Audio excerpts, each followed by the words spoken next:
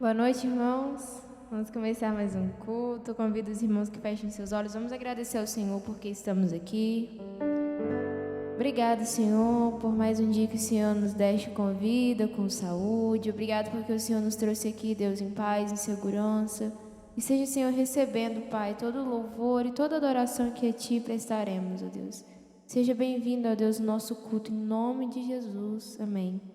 Convido você que se coloque de pé, vamos estar louvando juntos ao nome do Senhor.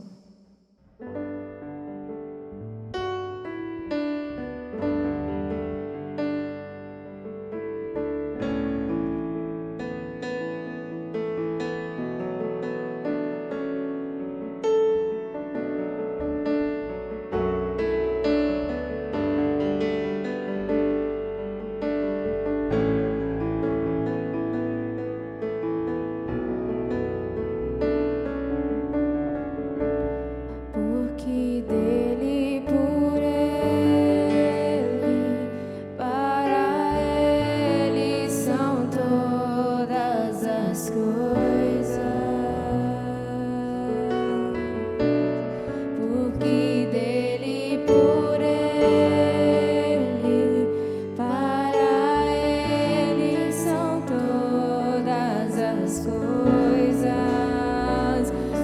Ele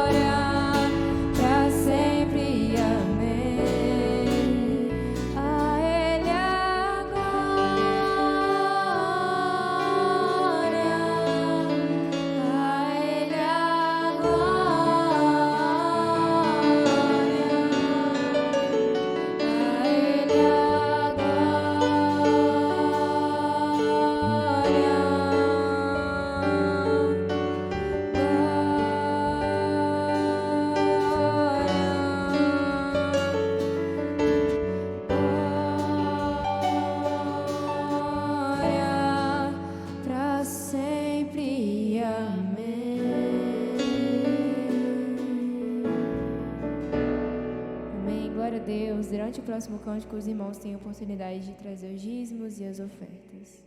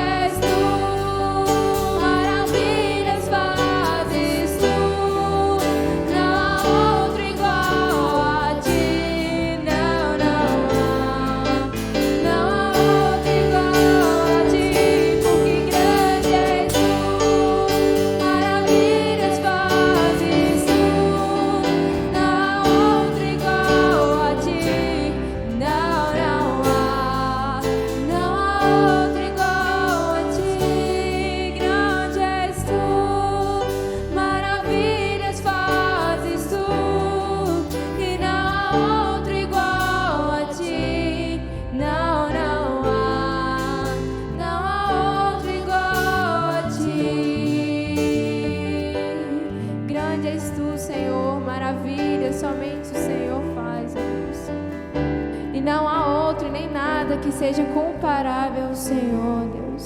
Não há outro igual a ti, porque grande és tu, maravilhas fazes tu. Não há outro igual a ti, não,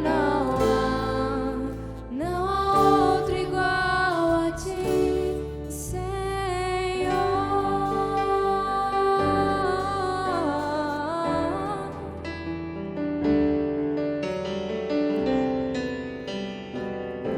Obrigada, Senhor, pelos dízimos, pelas ofertas.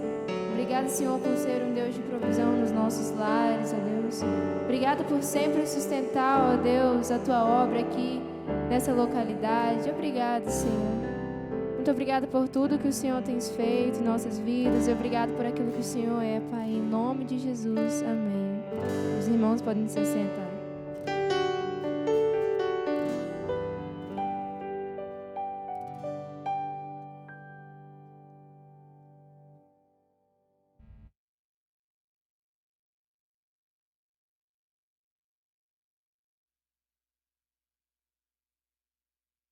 Graça e paz, meus irmãos. Começou o alarme, né? Começa o culto, começa o alarme. Mas a obra de Deus se faz em meio a tribulações, né?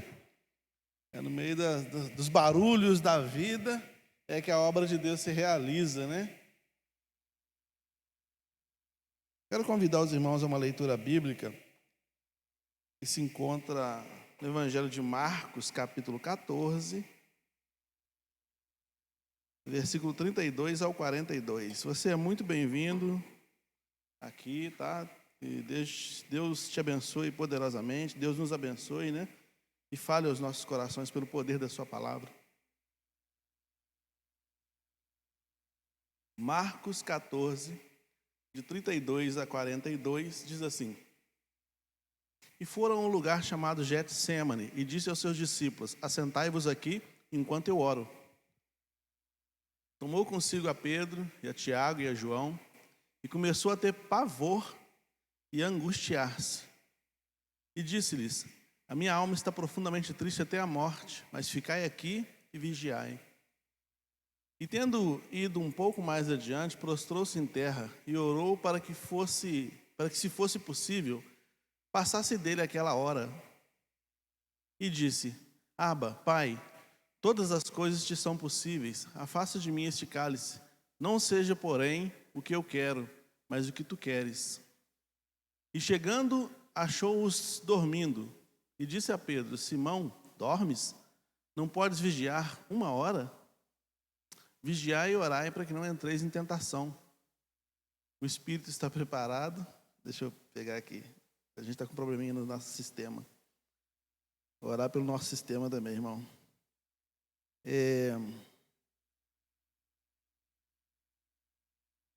Voltou. Obrigado. Voltou.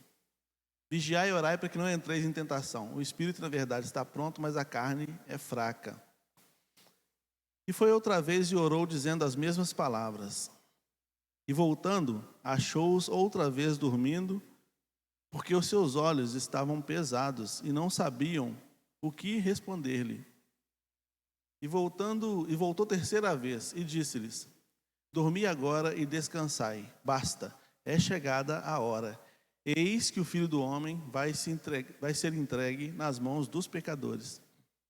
Levantai-vos, vamos, eis que está perto o que me trai. Vamos orar.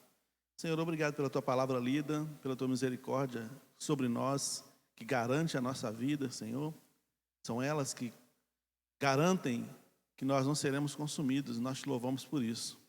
E obrigado por cada um que aqui está, que o Senhor continue abençoando, cada um ao alcance dessa palavra, que o Senhor continue abençoando, abre-nos, ó Deus, um canal de oração, de tal maneira que ao abrir dos nossos lábios se faça ouvir a voz do Senhor, e que o Senhor, Deus, possa ministrar ao coração de cada um de nós, de acordo com o que está no teu coração.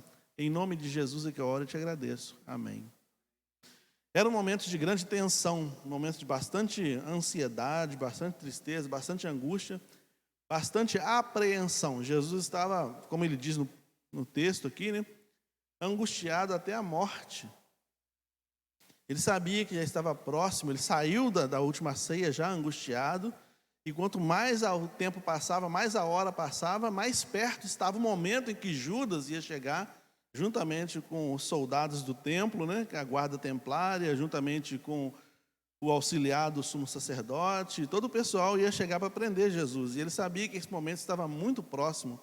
Mas não era esse momento que angustiava ele. O que angustiava ele era o momento posterior, que ele teria que ter sobre si, ou levar sobre si todos os pecados da humanidade, e isso faria uma separação entre ele e Deus. Deus não poderia contemplar Jesus com todos os pecados da humanidade. Jesus, sendo puro e não conhecendo o pecado na sua própria natureza, na sua própria atitude, ia receber sobre si, ia ser imputado sobre ele os nossos pecados. E esse era um momento muito duro, era o momento mais difícil, era o momento mais angustiante. Nos momentos em que ele foi esbofeteado, maltratado, cuspido, onde se passou algo molhado com fezes na boca dele, com vinagre, na cruz, não foram momentos angustiantes. Para ele não foi para ele o pior momento. Esses não foram os piores momentos. Se entregar nas mãos dos adversários que se aproximavam não foi o pior momento. Tanto é que ele se entrega. Ele pede aos discípulos para ficar atrás dele, ele vai adiante, se projeta diante dos malfeitores para se entregar. Não foi o momento mais angustiante. Era exatamente provar o pecado. Porque Jesus, mais do que nós, evidentemente, sabe o dano que o pecado faz na alma. Por isso que Jesus falou, não tema aquele que mata o corpo. O que é o corpo? O corpo vai voltar para o pó mesmo. Mas aquele que mata a alma, aquele que mata o seu espírito, aquele que mata o mais profundo do seu ser, isso é irremediável, porque nesse lugar, nessa condição, nesse espaço, se a gente pode falar espaço, mas vamos falar condição, nessa condição, a condição espiritual, só Deus toca. É uma luta que se projeta nas dimensões celestiais, nas dimensões espirituais, né?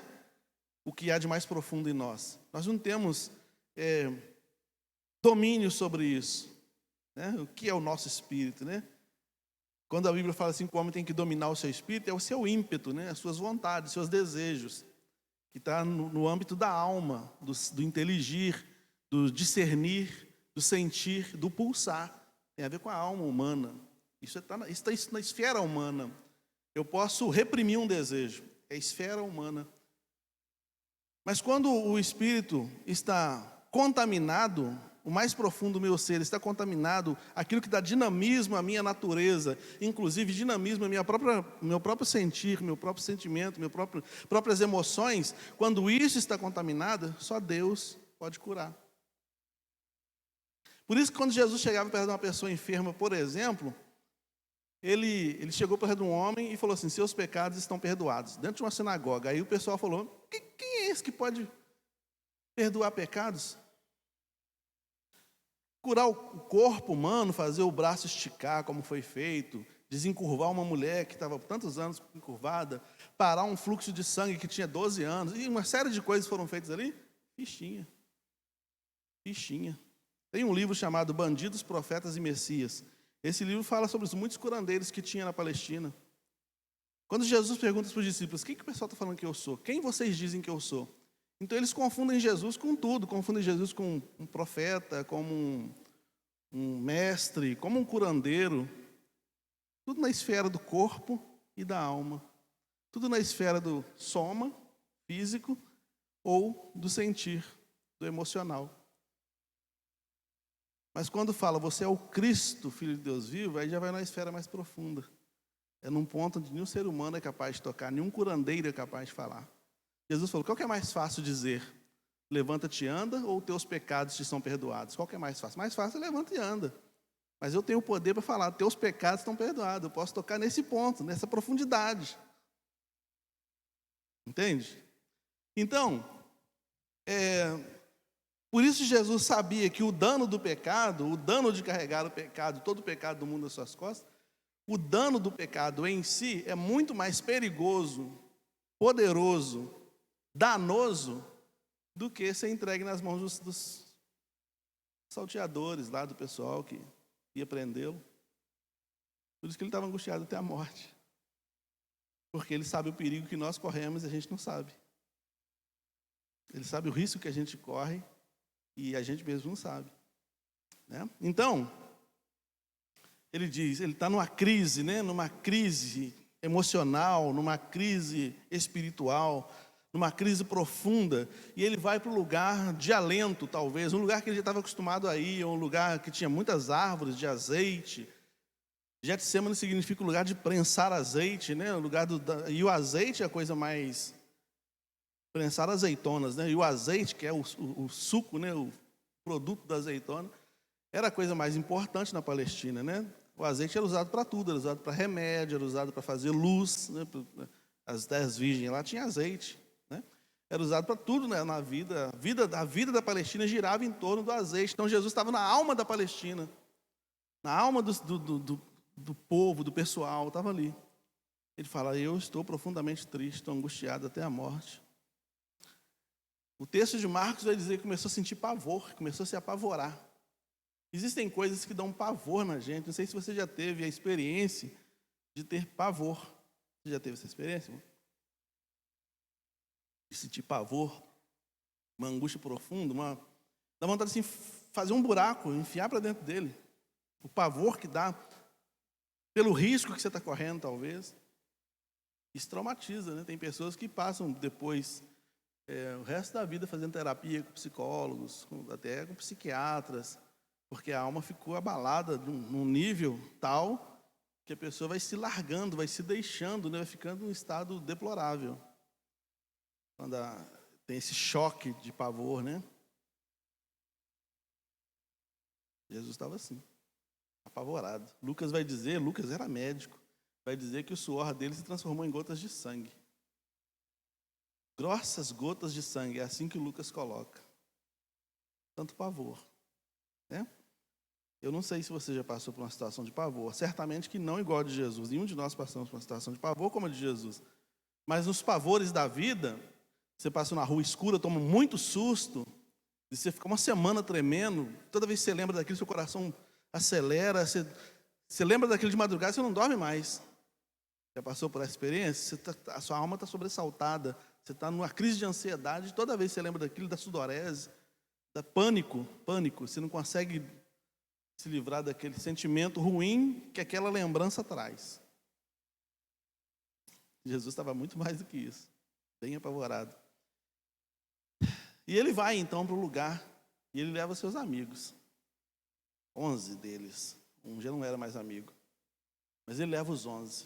E desses 11 ele leva 3. E aqui ele me dá uma lição e te dá uma lição também. Tem momentos na vida que a gente precisa de amigos, mas amigos de verdade. E não é todo mundo que anda com a gente que é amigo, não. Porque os 9 ficaram para lá. Quer dizer, os 9 não, 8 ficaram para lá. Ele trouxe 3 para cá. Vem cá, vocês 3. Eu preciso muito que vocês fiquem aqui comigo. Tem hora que a gente precisa, né? De ter amigos por perto. Pessoas com as quais a gente possa contar. Nas quais a gente possa confiar. Que a gente possa entregar um pouco do que está, dividir um pouco do que está aqui dentro. Porque senão a gente vai explodir. Eles não tinham condições alguma de entender o que Jesus estava dizendo. Eles tinham acabado de sair de uma ceia, eles tomaram um vinho na ceia. Tomavam, era bebida natural. E bebida alcoólica dá sono. E foi um dia intenso, foi uma experiência intensa. Eles estavam com sono, estavam dormindo, estavam cansados. Estavam tão cansados que depois da terceira oração, Jesus falou com eles: deita aqui, descansa um pouco, dorme aí. Vocês vão passar a noite em claro. Vocês não estão sabendo, mas vocês vão passar a noite em claro. E passaram, né? Porque o julgamento de Jesus começou ali. Ele foi preso ali, foi levado e ficou a noite inteira sendo julgado, e o julgamento terminou, era quase 5 horas da manhã. E os discípulos de longe olhando, assim. Mas deita aqui e descansa, vocês vão precisar desse momento. Então tem momentos que a gente precisa de pessoas do lado para ouvir a gente. Pessoas que tenham condições de sentar conosco e não nos julgar. Pessoas que tenham condições de ouvir a nossa angústia tantas vezes, e mesmo que eles não tenham a dimensão do que a gente está passando, pelo menos ouvir. Pelo menos para a gente partilhar. Jesus sabia disso, e ele levou aqueles 3 homens. Evidentemente que ele não levou aqueles 3, Pedro, Tiago e João, só para isso. Ele sabia que eles não tinham como livrá-lo daquela situação.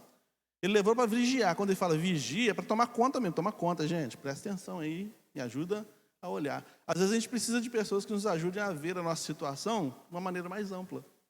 Né? Tem uma pessoa do lado para a gente partilhar a situação, compartilhar aquele sentimento, aquela emoção, para que alguém nos ajude a ver de uma maneira mais ampla. A pessoa que está do lado de fora do nosso problema consegue ver melhor do que a gente. Quando a gente está muito envolvido com o problema, a gente muitas vezes não consegue perceber soluções. Mas você conversa com 1 ou 2 pessoas sobre o que está acontecendo, não, mas peraí, se você fizer isso, se você pensar assim, de repente, e aí já alivia um pouco. Ah, rapaz, graças a Deus. Se foi um anjo que veio para me ajudar. Quantas vezes nós já passamos por isso, né? Nossa, foi Deus que te mandou aqui, eu estava desesperado já. Você falou 2 coisas e resolveu. Me fez pensar diferente. Amanhã eu faço isso. Amanhã eu já vou tomar essas atitudes aqui para resolver isso. Né? Não era o caso aqui, mas Jesus nos mostra isso, a necessidade de ter alguém por perto. Ele era Jesus, ele próprio Deus sentiu essa necessidade de ter alguém por perto. Não precisam saber de tudo. A gente não tem como, nem necessidade de contar tudo da nossa vida para as pessoas. As pessoas não têm que saber tudo sobre a nossa vida.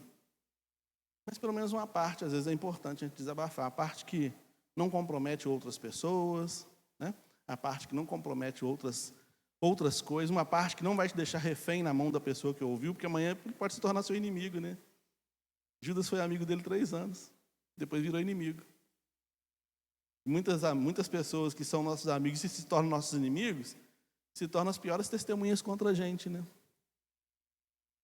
Então não precisa saber tudo. Tem gente que é muito expansiva, abre a vida, né? Conta tudo da vida, para todo mundo sabe o que aconteceu na vida, o que acontece na vida. Isso é um perigo. E não há necessidade disso. Não há, né? Então os amigos nos ajudam a vigiar, a tomar conta, né? A observar certas coisas. Mas tem um negócio. Na situação dos Getsêmanes da nossa vida, os amigos não têm como ir todo o percurso. Eles só vão até um certo lugar. Jesus falou com 8, fica aqui. Aí os 3 vieram. Chegou num certo lugar e falou para os 3, fiquem aqui. E foi sozinho. Né? Tem coisas que a gente tem que enfrentar sozinho mesmo. É sozinho mesmo. Quando uma pessoa às vezes me pede um conselho,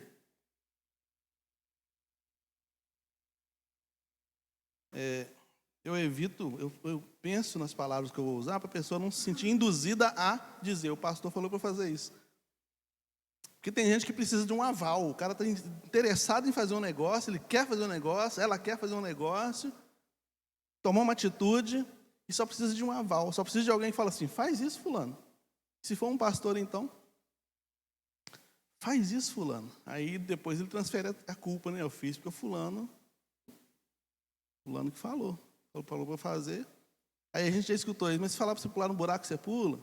Minha avó falava muito isso, seu avô, seu pai, todo mundo falava isso contigo aí. Falar para você pular no buraco, você pula. Você não tem autonomia. Só que existem momentos que a gente está num dilema tão grande que qualquer sopro é um empurrão para uma atitude. Tem momentos que você vai ter que sentar com a pessoa, ela vai te contar os problemas dela, você vai orar cautelosamente a sua oração e ir embora, não dar opinião nenhuma. E qualquer coisa que você disser vai ser transformado num conselho de tomar a atitude que ele quer tomar. E depois você vai ficar pensando que a culpa é sua, e ele vai falar que a culpa é sua ainda. Aquele dia você falou para fazer aquele negócio, mas eu não administro a sua vida, não. Mas a pessoa às vezes quer transferir a administração da vida para outra pessoa, né? Então, você vai até a certo ponto, até parte do percurso. A outra parte é você sozinho. É só você. Jesus falou, entra no teu quarto, fecha a tua porta e fala em secreto com o seu Deus. Mateus 6:6. É você e Deus. Né?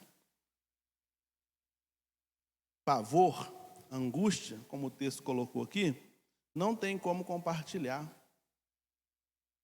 Eu posso estar profundamente angustiado e te falar alguma coisa. Eu posso estar totalmente apavorado e te falar alguma coisa acerca da minha vida. Você escuta, vai para sua casa, janta e dorme. E eu vou continuar apavorado e angustiado. Não tem como dividir a angústia. Tem como dividir a fala, o pensamento, mas não o sentimento.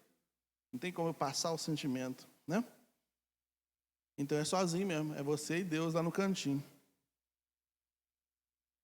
As orações de Jesus, nesses momentos que ele passou aqui, provavelmente eram sussurros diante de Deus, né? Porque é assim que muitas vezes a gente se achega diante de Deus, em sussurros. A gente não tem nem muita eloquência, né? E há aqueles momentos em que a angústia é tão grande que você não tem nem palavras, não. Você só dobra o joelho e chora. Em nome de Jesus, amém. Porque não dá para falar mais nada. Você não sabe nem o que você vai falar com Deus. Tem coisas que arrancam alguma coisa dentro da gente, né? Fica um vazio enorme dentro da gente, e essas coisas tiram também a nossa fala, né? E a gente não consegue falar nada com Deus. A gente dobra o joelho, não tem como falar nada. É súplica mesmo. Súplica. Há coisas que são entre nós e Deus. E há orações que têm que ser claras e objetivas. A gente ora bonito, com palavras difíceis. Eu conheci um rapaz que ele estava decorando o dicionário Aurélio. Olha só. A meta dele era, não sei se era todo dia aprender 10 palavras novas, não sei. Sei que ele estava, todo dia ele pegava o dicionário Aurélio, estava lendo, e o pastor pediu ele para orar um caso sério. E ele falava cada coisa, eu não sei se eu falo amém. Eu não sei nem o que ele está falando, ele está falando em línguas, eu não sei. Ele falava umas palavras difíceis, falava. Mas quando a alma está angustiada, muitas vezes só fala, Senhor, tem misericórdia de mim, socorro. É isso que sai. É isso que sai. E é isso que Jesus estava falando aqui. socorro, me socorre, não tem nada mais para falar com o Senhor. Estou angustiado aqui, né? A oração tem que ser clara e objetiva. Tiago diz que as nossas orações muitas vezes não são respondidas porque elas faltam clareza, a gente não sabe pedir como convém, a gente não sabe falar com Deus, né? Romanos, o apóstolo Paulo vai falar que o Espírito Santo, ele traduz as nossas orações com gemidos inexprimíveis, porque a gente não sabe falar, a gente não sabe orar, a gente não sabe nem o que a gente precisa, né? A gente não sabe o que precisa, então o Espírito Santo precisa traduzir para Deus o nosso sentimento. Deus é tão misericordioso que Ele fez isso, porque quando eu dobro o joelho diante da presença dEle, eu dobro o joelho, a minha fala é muito vazia de sentido, né? Jesus estava, olha só como é que são as coisas, porque a gente não compreende as coisas espirituais de fato, a gente fala delas o tempo todo, mas a gente não compreende. Jesus estava no Monte da Transfiguração com esses 3 homens aqui, Pedro, Tiago e João. Chegou lá no monte, ele se transfigurou e apareceu Moisés e Elias. Ali a mensagem era muito clara, está no imperativo, a ele ouvir. Deus mostra Moisés, mostra Elias e fala, vocês já obedeceram à lei, já seguiram os profetas, e agora esse é meu filho amado, a ele vocês têm que ouvir. A partir de agora é ele que dá. Vocês já foi a autoridade sobre a vida de vocês, Moisés e os profetas, mas agora a autoridade maior é ele. A ele ouvir. A revelação muito clara, mas estava tão claro, foi tão claro, e uma manifestação tão luminosa, né, no sentido de glorioso, que a Bíblia diz que Pedro não sabia o que dizia, ele ficou meio tonto, né? Façamos 3 cabanas aqui, Senhor. Uma para o Senhor, para Moisés, para Elias, vamos ficar por aqui. Tá bom demais. Tá bom demais. Ele sentiu um negócio gostoso, a presença de Deus é gostosa. Ele sentiu um negócio gostoso, uma presença boa, uma coisa boa de estar ali. Ele não identificou quem são essas pessoas. Não sei, mas vamos ficar por aqui. Tá bom demais ficar aqui. Aí Jesus falou, cara, a vida real, ela pede realidade. Põe o pé no chão, tem um moleque endemoniado lá embaixo. Eles descem do Monte da Transfiguração, no capítulo 17 de Mateus. Tem um menino endemoniado lá embaixo. Os discípulos que estavam lá embaixo não conseguiam expulsar demônios. E os fariseus estavam zombando da cara dele. Jesus falou aqui, ó, é o dia a dia aqui, cara. Não dá para vocês ficarem lá em cima. É bom ficar lá em cima, mas tem que ficar aqui embaixo também. Mas então, o que eu estou querendo dizer é o seguinte. A falta de discernimento do mundo espiritual. Estava ali. O mundo espiritual que eles sempre invocaram, se apresentou para eles. Mas eles não conseguiram identificar. E é assim que a gente fica. A gente, quando dobra o joelho para orar a Deus, e Deus começa a se manifestar, a gente não consegue nem saber o que a gente vai falar com Ele. Porque é grande demais. A Ele a glória, né? A Ele a glória. Né? É grande demais a glória dEle. A gente não consegue discernir, né? Então a oração precisa ser clara e objetiva. Eu não tenho que falar de coisas que eu não sei. Eu tenho que falar de coisas que eu sinto, que eu estou sentindo naquele momento. Passa de mim esse cálice. Né? Às vezes a gente precisa fazer uma oração objetiva, mas a gente tem medo da resposta que vem. Sabia disso? Não sei se você já passou por isso. Tinha uma irmã que estava enferma, muito enferma. E isso é fato, tá? É uma situação verídica. A irmã estava muito enferma e a igreja estava orando por ela. E aí foram ao redor da cama da irmã, orando, pedindo a Deus para abençoar. E pediram lá um irmão para orar, um diácono. Ele falou, Senhor, faz a tua vontade na vida da irmã fulano, se eu quiser levar, o Senhor leva. Aí não, Senhor, aí não. O pessoal começou a protestar no meio da oração. Aí não, Senhor. Oração objetiva, se quiser levar, leva. Tem que ter muita coragem para orar assim, né? Mas o diácono teve coragem, a igreja falou, não, aí não, Senhor, não escuta essa oração não, Senhor. Cancelada essa oração. Para com isso, levar, leva. Então, mas a oração tem que ser clara e objetiva. Jesus falou, sabe o que eu quero? Passa de mim esse cálice.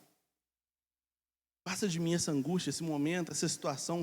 Ele falou assim, o Senhor pode todas as coisas, ou seja, se o Senhor quiser resolver isso de outra forma, o Senhor pode. O Senhor pode fazer isso de outra forma, mas seja feito conforme a tua vontade. É aí que entra a questão da submissão do servo, né? Mas seja feito conforme a tua vontade. Porque, mesmo que a vontade de Deus seja contrária à minha, e na maioria das vezes eu tenho que crer que Ele vai me sustentar.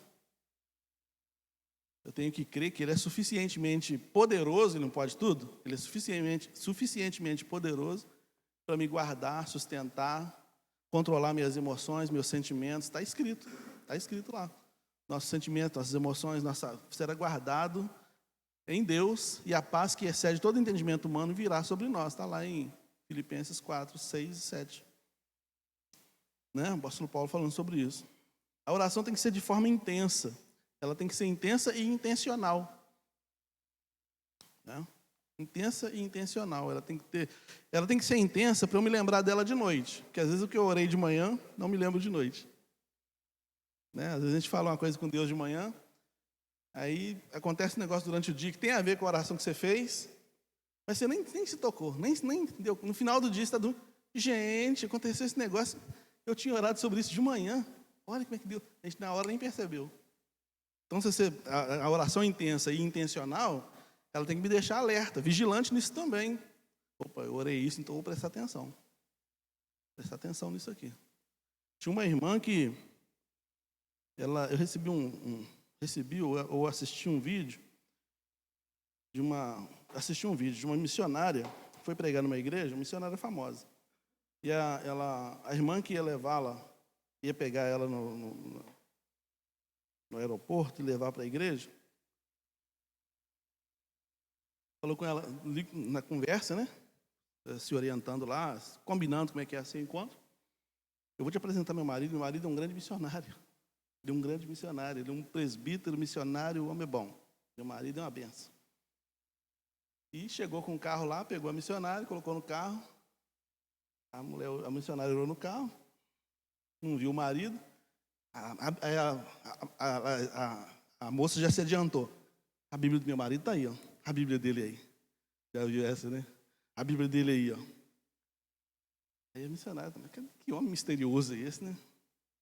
E aí quando chegou em casa, eu não sei contar muito bem a história, mas o fato é o seguinte. Ela acreditava, ela tinha recebido uma revelação, que aquele homem ia se converter, ia ser um grande homem de Deus, ia ser um grande missionário, um grande presbítero. No momento, ele não era. No momento, ele era um beberrão. Bêbado, drogado, tinha a vida toda torta. Mas ela estava vivendo dentro da dimensão dessa oração, da dimensão dessa profecia. Ela não só orava nisso, mas ela andava nisso. Ela falou assim, eu vou para a igreja, deixa a roupinha dele passada ali. Ó, sua roupa está aqui, estou indo, tá? Eu só estou indo na frente. Sua roupa está aqui, estou indo, estou levando sua Bíblia de uma vez para adiantar. É isso. Isso é fé. Isso é fé. Jesus falou, se você crer, se você orar pedindo, crendo, não duvidando, vai acontecer. O problema é que é difícil não duvidar. Esse que é o maior problema. É difícil, a dúvida e a fé andam paralelas, elas são de braço dado na nossa cabeça. É difícil. Né? Mas ela falou, estou indo na frente, hein? Sua roupa já está passada ali, sua Bíblia está indo comigo. Eu creio que ele vai. Eu queria até ouvir o resto do testemunho, que deve ter ido. Se ainda não foi, está para ir. E eu conversando com um irmão no final de semana, foi sábado, estava conversando com o irmão no aniversário da minha sogra, um irmão de fé. Ele tem 3 filhos e os filhos deles não estão na igreja. Ele falou assim, eu estava orando, pastor, eu estava orando para que Deus... A minha oração é a seguinte, Deus, converta meu coração do meu filho, traz os meus filhos para a igreja, traz os meus filhos para o Senhor. Mas o Espírito Santo me corrigiu. Agora, quando a pessoa me pergunta sobre meus filhos, eles estão vindo. Eles estão vindo. E está indo mesmo. Lá no culto lá de 70 anos da minha sogra, o filho mais velho dele estava lá. Ele falou, ele está indo na igreja, está indo comigo. Está vindo. Eu mudei a oração, mudei a perspectiva, mudei minha maneira de ver as coisas, e Deus está fazendo. Fé é caminhada, né? Caminhada. Os leprosos não ficaram parados. Vamos ver, gente. Vamos ver aí. Não, eles foram andando. E na caminhada foram sendo curados. Então ele disse, meus filhos estão vindo. Então um já foi. Quer dizer, um já está indo, né? Está vindo, já tem um tempo, já tem uns meses já que está indo, já está começando a participar da reunião de jovens. Falta mais 2, mas os outros 2 estão vindo. É isso, tem que ser assim. Né? Então, a oração tem que ser intencional e intensa, né? Tem fervor na oração e tem intenção na oração, né? E foi o que Jesus fez. A oração alivia a alma, porque é uma conversa entre você e Deus. Tem gente que acredita, eu até fala isso, né, que a oração é terapêutica, né? O fato de você pôr para fora, mesmo que não tenha ninguém te ouvindo, já te alivia. Eu já escutei um psicólogo cristão falando isso. Não, a gente não crê assim. Eu creio que quando eu estou orando, Deus está ali. Deus está aqui, Deus está ouvindo, Deus está recolhendo a minha oração. Não estou só jogando palavra no ar para eu ficar aliviado da tensão interior, né? Então, em momentos de crise de tensão, orar. Em momentos de crise de tensão, vigiar.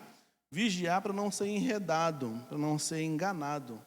Quando a gente está num momento de tensão, a cabeça fica confusa e a gente corre o risco de ser levado de um lado para o outro pelo vento.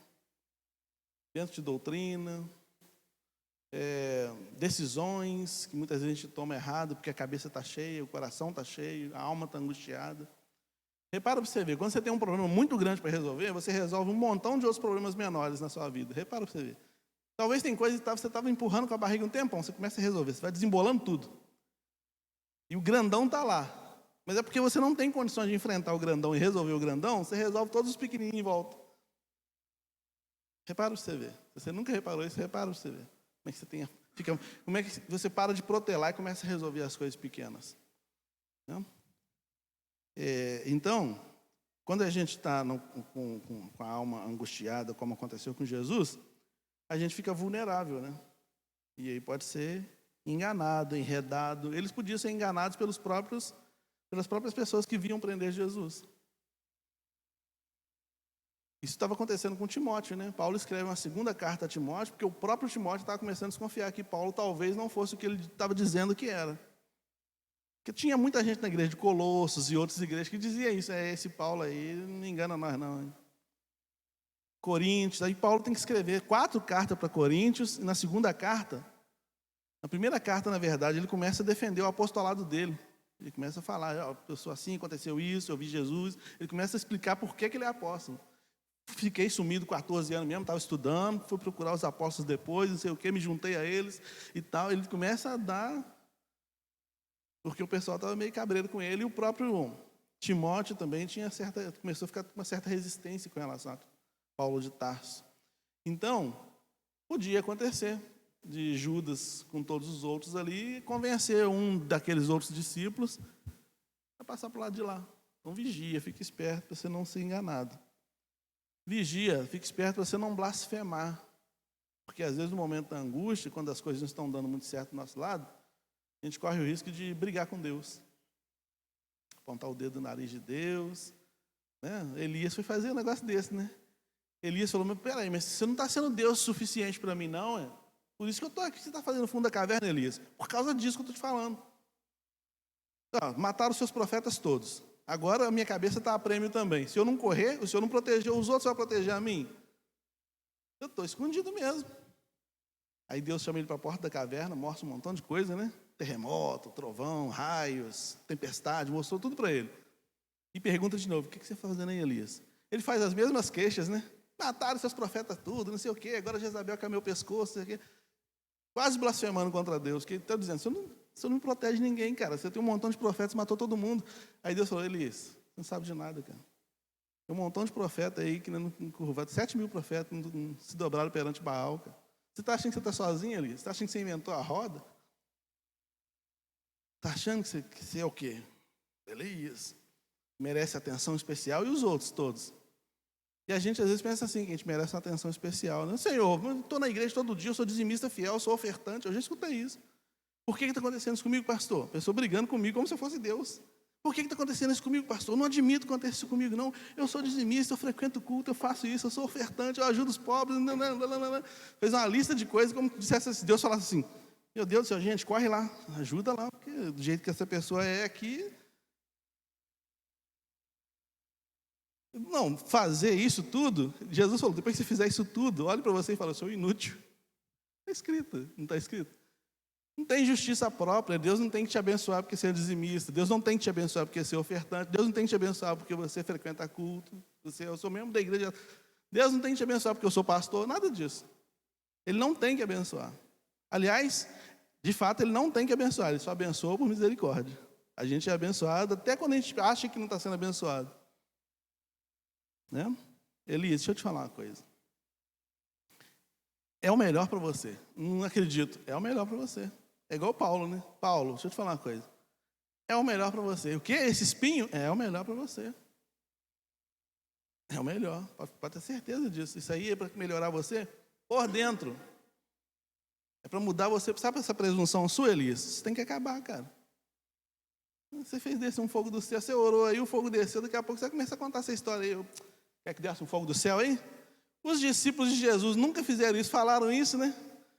Ô, Jesus, ó, Pedro e João chegaram para Jesus e falaram: Jesus, é o seguinte, eu e João, a gente estava dando uma voltinha, deve ter sido o Pedro, o João que falou isso, não foi o Pedro não. Pelo texto, parece que foi o João que falou isso, o apóstolo do amor.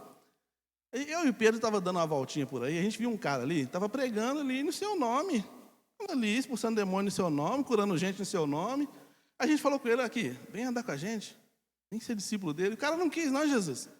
Quer que a gente faça descer um fogo do céu sobre ele, Jesus? Você já viu isso na Bíblia? Aí Jesus virou para ele e falou: você não sabe de que espírito vocês são, não. Tudo vocês agora é fogo do céu, um raio na cabeça de um raio na cabeça. Para com isso, gente. Vocês não sabem de que espírito vocês são, não. Então, a gente às vezes acha que é por causa disso que Pedro tomou um bocadinho d'água lá no rio, né? É por causa disso lá, tomou um bocadinho d'água. É por causa disso que às vezes Deus deixa nossa carne sofrer um pouquinho, para a presunção baixar. Baixa essa pressão aí, cara. Você está muito agitado, você está achando que você que faz. Você tem que passar pelo Getsêmani, dar uma choradinha, passar uma angustiazinha, para dar uma sacudida em você por dentro. Né? O espírito ficar preparado. Porque a carne é fraca, e a carne está ditando para vocês como é que tem que ser as coisas. Foi isso que Jesus falou para eles aqui, né? Então, para a gente não blasfemar, é preciso vigiar, né? A gente não achar que Jesus...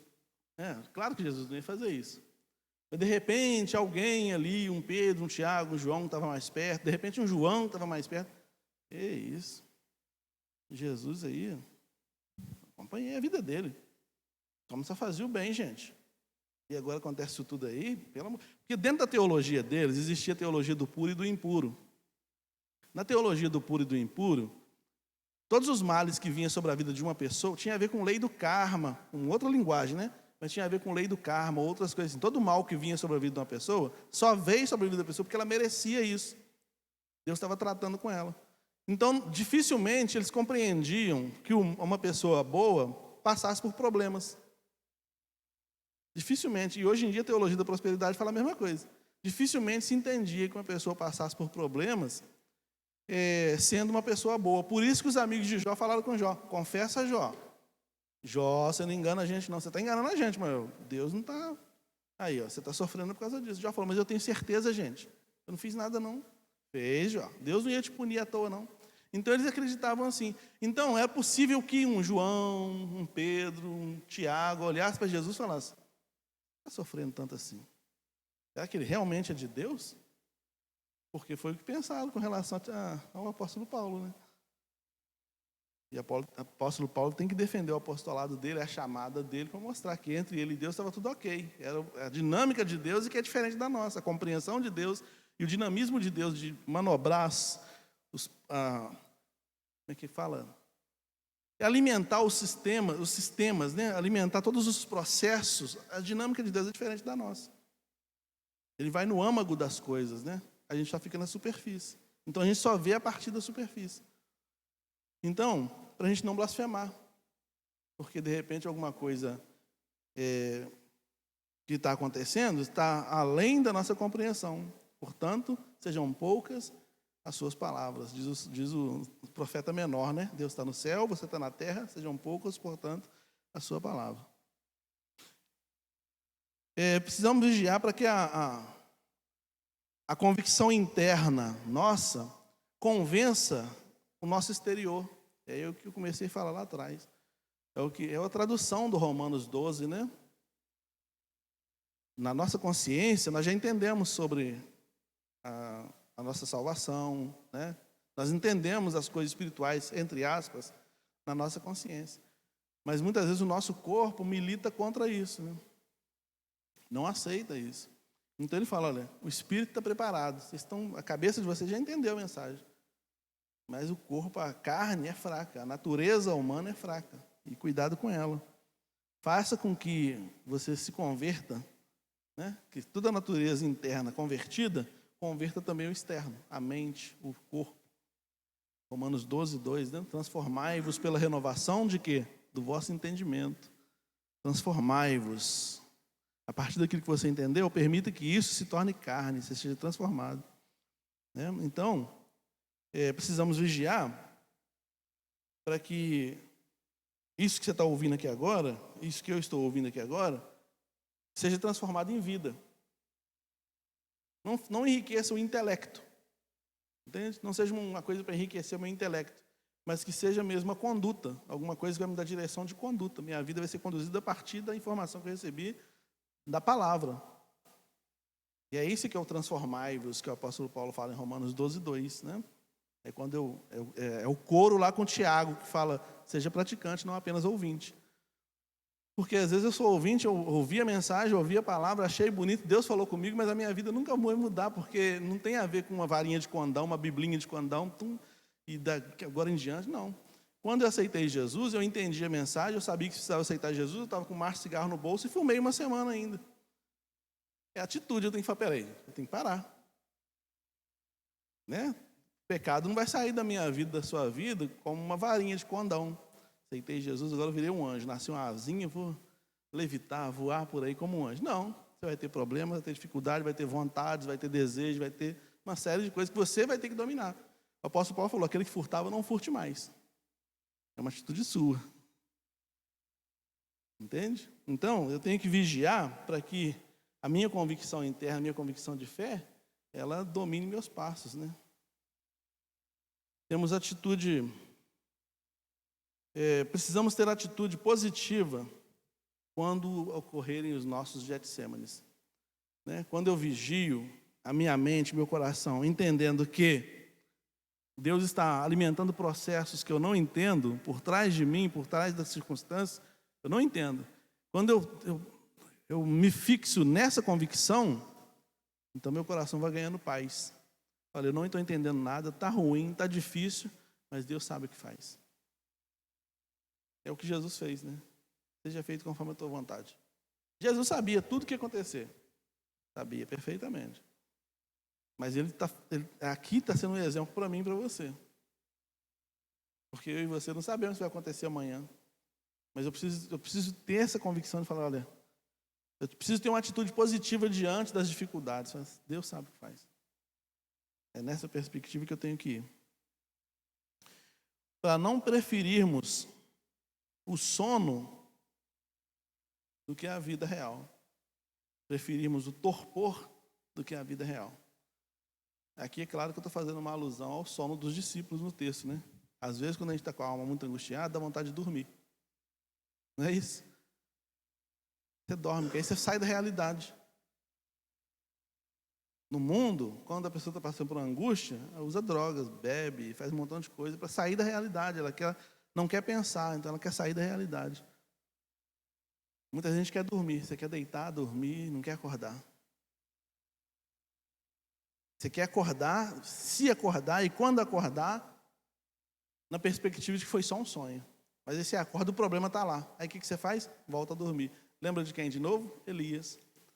Elias estava passando um momento tão angustioso, correndo de Jezabel, que ele deitou debaixo de uma árvore e dormiu. Ele nem cogitou o risco de Jezabel encontrar. Tinha um exército atrás dele, mas ele deitou debaixo de uma árvore, vulnerável, e dormiu. Dormiu pesadamente. Um anjo chegou, cutucou ele, deu comida para ele, e ele voltou a dormir. O anjo falou, não, Elias, não é para dormir não. Sai daqui, rapaz, corre lá para o Monte Horebe, esconde lá. Jezabel está vindo aí. O anjo não deu colher de chá para ele não, né? Corre aí que ela está vindo, hein? Ele correu, a Bíblia diz que ele andou 40 dias, 40 noites com a força daquela comida. A ansiedade era tanta que ele andou 40 dias, 40 noites, talvez não tenha nem sentido. Eu aconselhei uma irmã uma vez que teve um problema no casamento.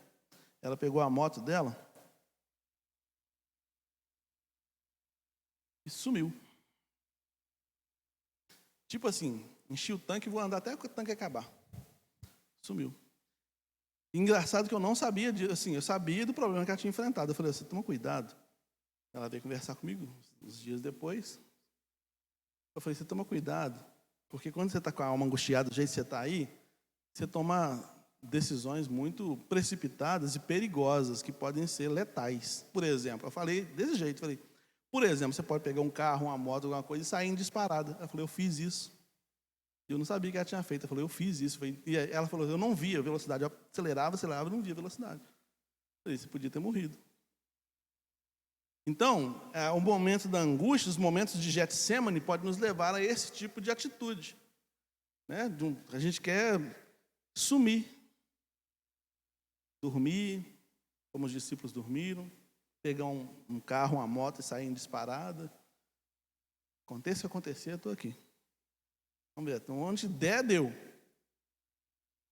Né? A gente tem que tomar cuidado com isso, tomar decisões muito sérias em cima de questões circunstanciais. Às vezes a gente toma decisões permanentes em cima de circunstâncias, coisas que vão passar. A tristeza pode durar uma noite, mas a alegria vem pela manhã. Às vezes a gente acha que a noite está demorando muito para clarear, está achando que o dia está demorando a nascer, e a gente no meio da noite toma decisões que não deveria tomar. Vigia. Né? Então, às vezes, a gente prefere o torpor, prefere o sono, prefere sair da realidade, do que enfrentar a realidade. Né? Jesus não fez assim, eu estou terminando com isso. Jesus, ao levantar do terceiro momento de oração, que a gente não sabe exatamente quanto tempo foram os períodos de oração dele, ao levantar, ele levantou cheio de coragem. Ele falou, gente, agora é o seguinte, ele levantou dando carteirada de Jesus em todo mundo. Pode dormir aqui, descansa ali, gente, o pessoal está chegando aí. Quando o pessoal chegou, João falou que ele falou, sou eu. O que vocês estão procurando? Jesus chamado Cristo, sou eu. Pode vir, pode pegar. Quando ele falou isso, os caras caíram, né? Os caras levantaram, o que aconteceu, gente? Estão me procurando? Sou eu. Então, passou, a circunstância passou. Né? Se a gente tem momentos intensos de oração, se a gente tem momentos de entrega profundos e propositais, com vigilância, diante de Deus, diante dos problemas, a gente levanta outra pessoa. Quantas vezes você já ajoelhou angustiado e levantou com novas perspectivas, né? Coração mais leve, novas perspectivas, novo ânimo para seguir.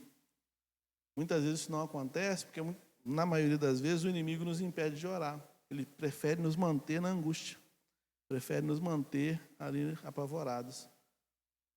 E o medo prejudica não só a alma, mas prejudica o corpo físico. O medo baixa a nossa imunidade.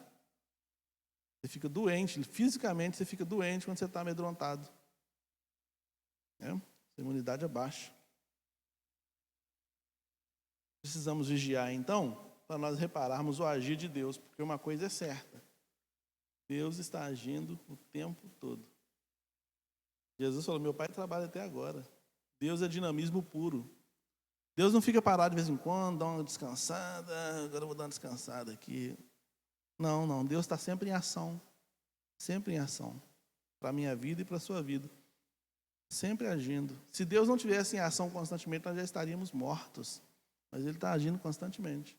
Movimentando o nosso corpo, o nosso físico constantemente. Para nos manter vivos. Ele está atento aos momentos em que a gente tem que entrar no nosso Getsêmani, no nosso quarto, nosso local de nos derramar diante dele. Ele está atento a isso, para trazer alívio à nossa alma. Amém? Vamos orar. Senhor, muito obrigado porque a tua palavra diz, esperei com paciência no Senhor e o Senhor se inclinou para nós. O salmista, quando escreve o Salmo 40, está passando um momento de angústia. Ele está dando testemunho do momento de angústia que ele passou, em que a alma dele estava profundamente triste, angustiada, perseguido, mas ele percebeu a presença do Senhor que trouxe alívio ao seu coração, assim como foi com Elias, assim como foi com Paulo, e assim como foi com Jesus. E todas essas testemunhas bíblicas são para trazer uma mensagem para nós aqui nessa noite, nesses dias.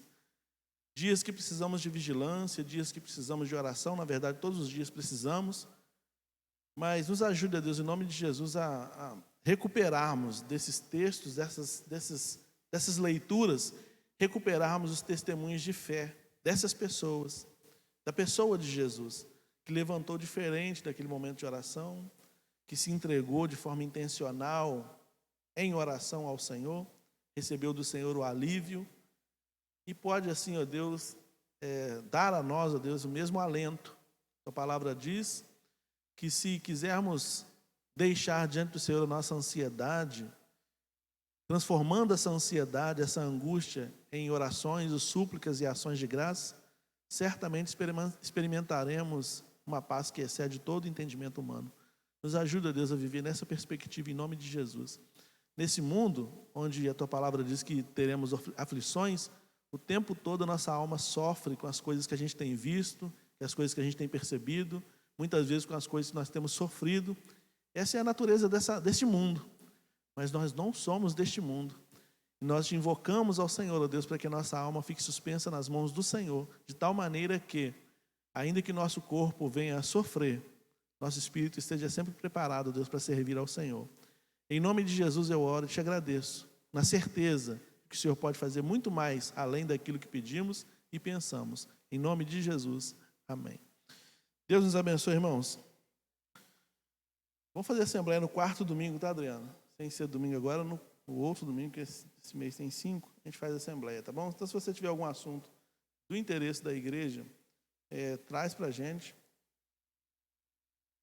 colocar, a rolar na ordem do dia da assembleia, que será realizado no quarto domingo, tá bom? Deus abençoe os irmãos.